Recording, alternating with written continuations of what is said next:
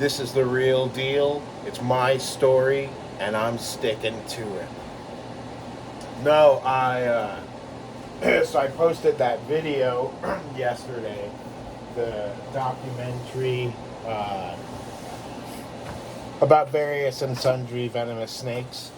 Someone out there is going to argue and say that it's not implicitly about African snakes. That's correct.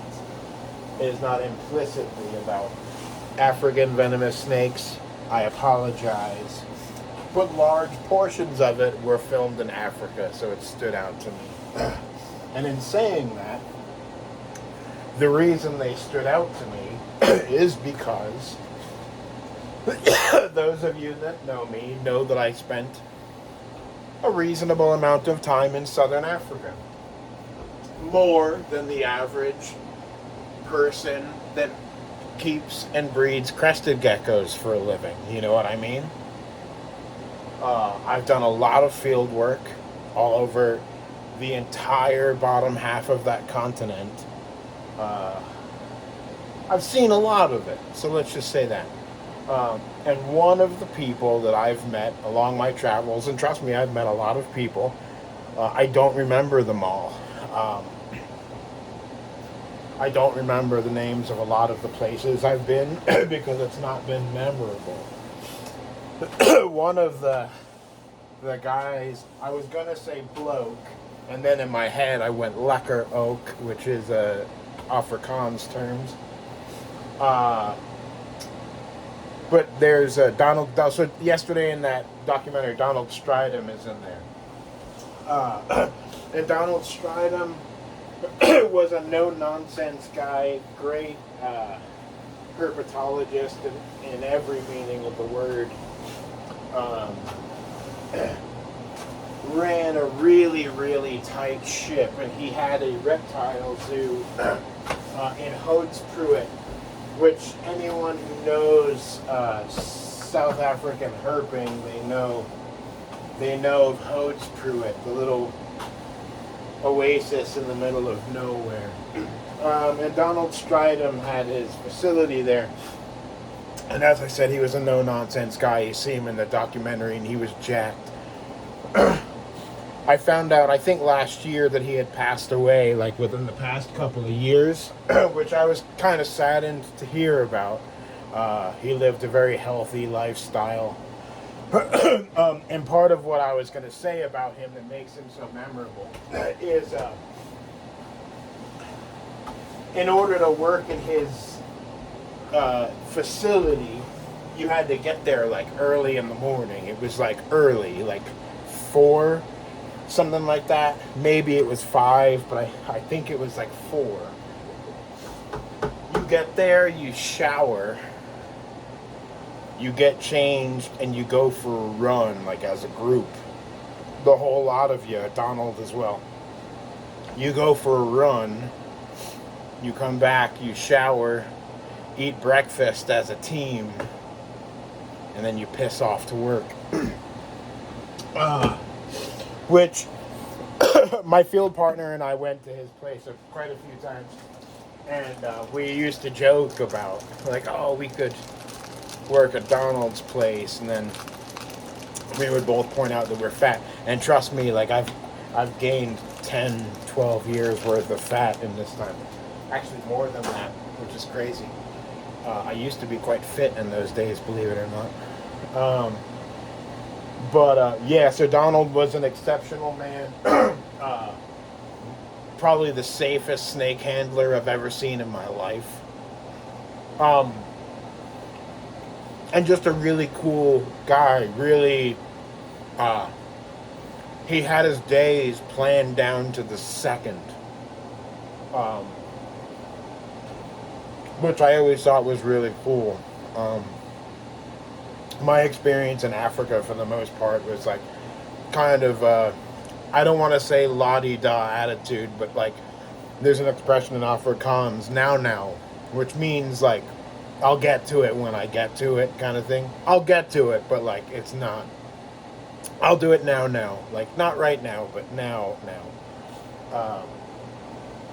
But yeah, So my experience, and then meeting him, where he's like very, you know, corporal in the military type thing, Uh, I found that to be really inspiring, and I think in my people management uh, time, I've always thought it more important to build a cohesive squad of people rather than getting superhumans out of everybody. It's going to be impossible.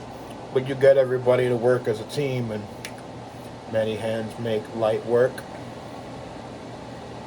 Oh, I heard another expression earlier today that I had heard for the first time, which I thought was kind of cool, was just one sunny day does not a summer make.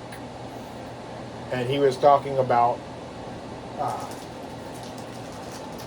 like basically, if you're having a bad time and one good thing happens, it doesn't necessarily mean the whole thing is sunshine, lollipops, and rainbows. It's still misery and woe. Regardless,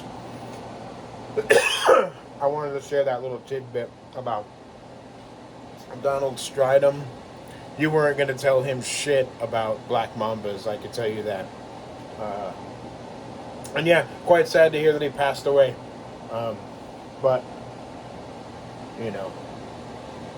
I'm sure that even him at 75 years old, he would have beat me in an arm wrestling contest in my prime, Amazon Prime. But I think I'm going out of town for a few days, so I gotta make sure that the shop is nice and clean. So, yeah, I got real important business to take care of.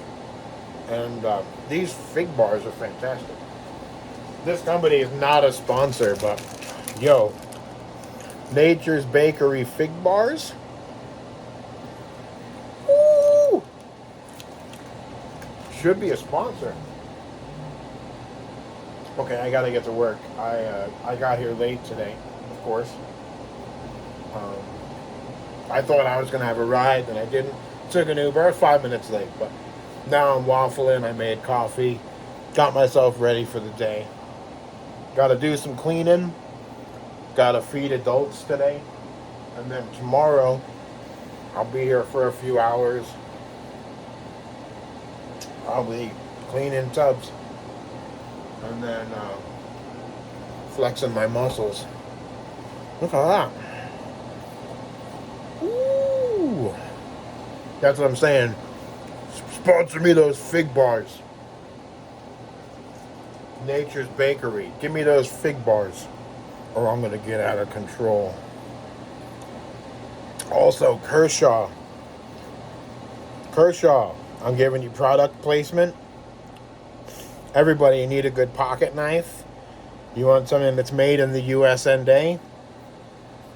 Get yourself a Kershaw. They're a lot of money to lay out, but it's a great knife. I got this as a Christmas present or a birthday present 2 years ago, and I love it. I use it every single day, even though Steven threw it across the floor. It's fantastic. If you live somewhere where you can have an automatic knife, it might be illegal where you're at. Either way, I don't care, but hey, don't break the law in your own place. I'm not breaking the law anywhere. I would never. And, yeah. Automatic knives for automatic people. Nature's Bakery fig bars. I love you. 500 subscribers. More than that. It's like 515 or something. Make sure your floor is clean. Be good to each other. And keep loving.